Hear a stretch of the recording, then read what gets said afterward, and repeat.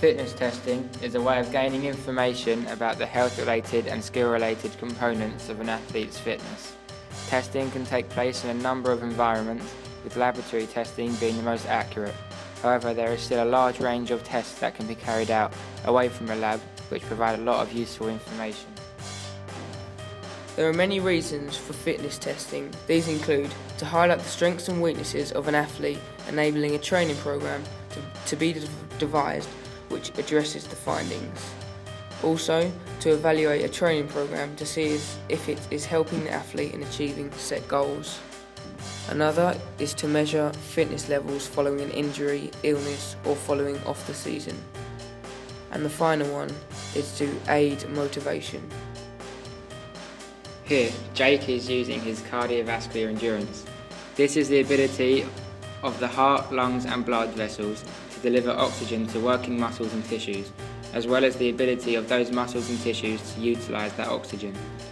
A footballer could increase their cardiovascular endurance by doing a 12-minute Cooper run. Muscular endurance is very important for people playing sports and who have to sustain an activity for long periods of time. Muscular endurance is determined by how well your slow-twitch muscle fibres are developed. In case you're wondering what slow-twitch muscle fibres are, I will explain. There are generally two types of muscle fibres in your body: slow-twitch and fast-twitch. Slow-twitch muscle fibres cannot exert as much force as fast-twitch, but can sustain an effort over a much greater period of time. Fast-twitch muscles fibres can exert a great amount of force, but for a very limited amount of time. Therefore, slow-twitch equals endurance, while fast-twitch equals strength. It is important to pay attention to muscle endurance if you play any sort of sport or are involved in any sort of physical activity that lasts for quite a while. To improve muscular endurance, you should do small weight, however large amounts of reps. This skill-related factor is called flexibility.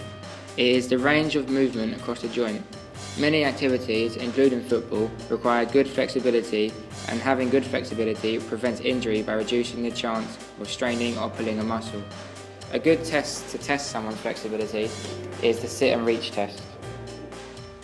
Here, the muscles that would contract are the quadriceps to allow the lower leg to pull down.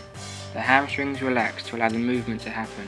When their legs bend again, the quadriceps relax and the hamstrings contract. Muscular strength is much different from muscular endurance. Strength is a measure of how much force your muscles can exert, while endurance is the measure of how many times your muscles can repeat a specific exertion of force. It is a much different procedure when it comes to improving strength. The most widely used method is lifting a weight that is 70% of your maximum 10 to 12 times.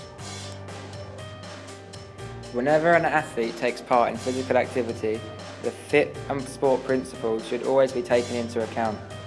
FIT stands for frequency, intensity, type and time. Therefore, whenever an athlete takes part in exercise, the intensity should increase, the length of time should increase, and the type of activity should change to avoid tedium. Also, progressive overload is a key factor that can increase an athlete's performance. This would result in an athlete increasing the intensity of an exercise a bit further each day to meet maximum potential.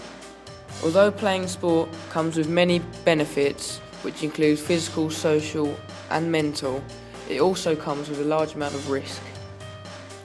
For example, when playing football, you should ensure everyone wears the correct footwear to prevent injuries. As well as this, you should ensure all equipment is to a good standard to prevent injuries again. But what's more, most importantly, when playing any physical activity, one should complete a